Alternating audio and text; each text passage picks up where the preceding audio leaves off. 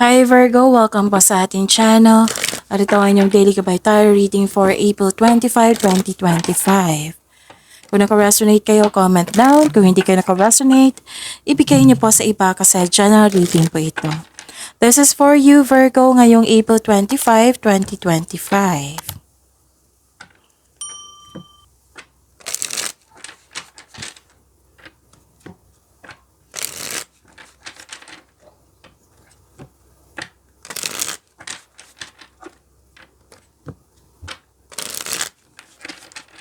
Para po ito sa inyo Virgo ngayong April 25, 2025. Maraming salamat po sa inyong patuloy na suporta at maraming salamat din po sa mga hindi nag-skip ng ads.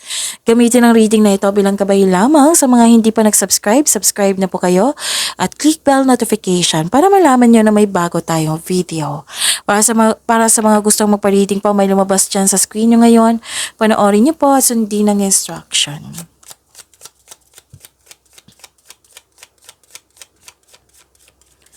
Spirit's Guide, mga ganap po para kay Virgo ngayong April 25, 2025. I need 2 cards, another 2 cards.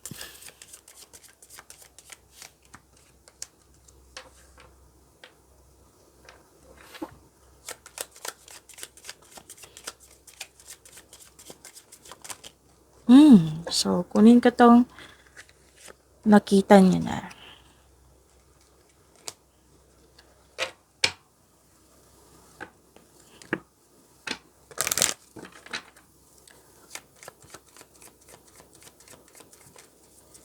Spirit's Guide, Angels, Archangels, Guardian Angels, message po para kay Virgo ngayong April 25, 2025.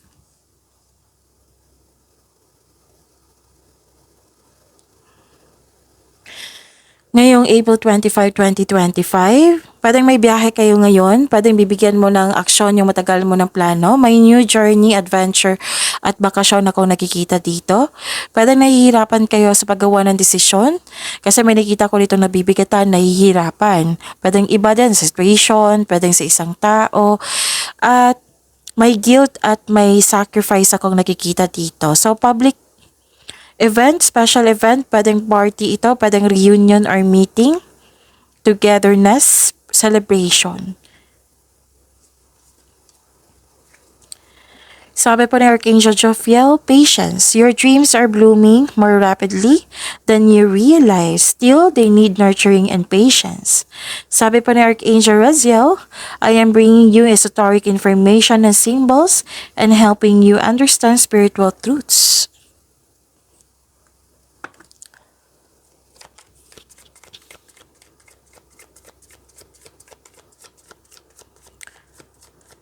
Spirit's Guide, energy po ni Virgo ngayong April 25, 2025.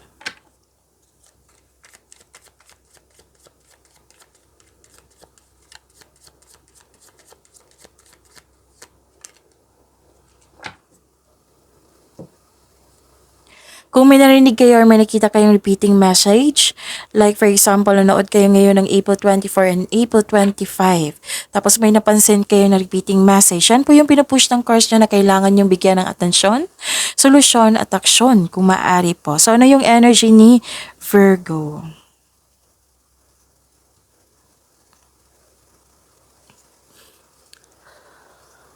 So may naging aggressive po dito, mag-ingat kayo sa taong masakit kung magsalita. Pwede din may ganap na hindi mo alam kung kailan susugod o atras sa isang hamon. Nagkaroon ng hindi pagpaplano, so kailangan yung galingan sa paggawa ng plano, huwag kayong magpabaya. At wala kang self-confidence dito, kakulangan ng tapang, may takot matalo or mas nanaig yung weakness. Mag-ingat kayo sa taong in denial, insecure, selos, inggit, paranoid, or kulang sa pasensya. So umiwas na lang po. So, may nakita, huwag kayong mag-alala kasi may nakita naman ako ditong achievement.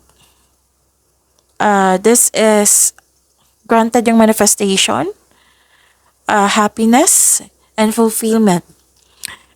So, fulfillment sa pangarap andito, Ang ganda, claim niyo po. May kasiyahan at kagalakan sa mga bagay ukol sa pamilya at kaibigan. So ito yung sabi ko dito na may celebration, togetherness. So this card focus on achievement of a level of love, success na nagbibigay sa iyo ng katahimikan, satisfaction at pasasalamat.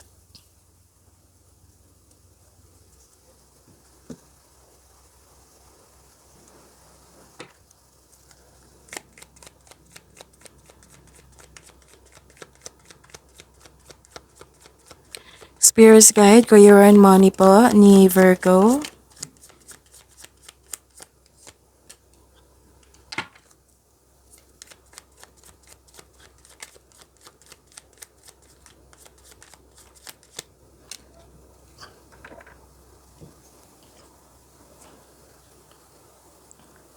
Sa career and money niyo po, nagbigay ka ng mahabang pasensya dito. Isang bagong chance para paglago sa inyong buhay karera. Kaya kumilos ka na kung sa tingin mo na what I meant is may bagong chance dito or opportunity na excited ka. And huwag kayo mag-alala kasi you are divinely guided. Pwedeng papasok kayo sa kasosyo or may magbigay ng puhunan sa inyo para tulungan ka na makamit mo yung layunin mo sa buhay. So claim niyo po, ang ganda.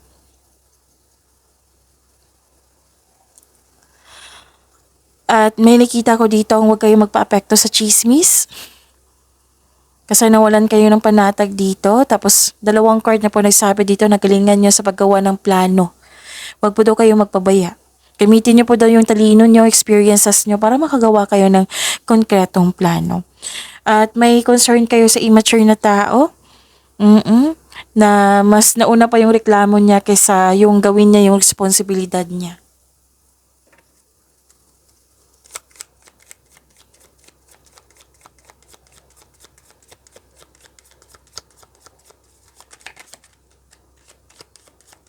Spirits Guide, Love, Life, Self-Love, Partnership, and Romance, Virgo.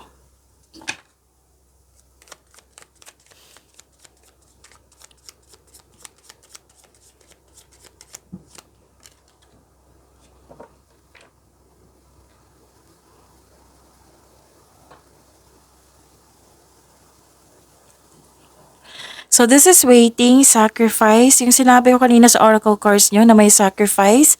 Nagbigay ka din ng pasensya. So this is repeating message. Sa mga single po, ayaw nyo ng commitment. Kasi, okay. Gusto nyo mag-focus sa career and money. Sa mga relasyon sa buhay mag-asawa, bakit nag-iisip kayo dito kung worth it ba na magstay? Kasi naghahanap ka dito you're not satisfied or naghahanap ka ng growth or sa pag-level up nyo. So, parang nagtatanong kayo dito na magtatagal ba kayo nito or hindi? Or may nagsabi sa inyo niyan?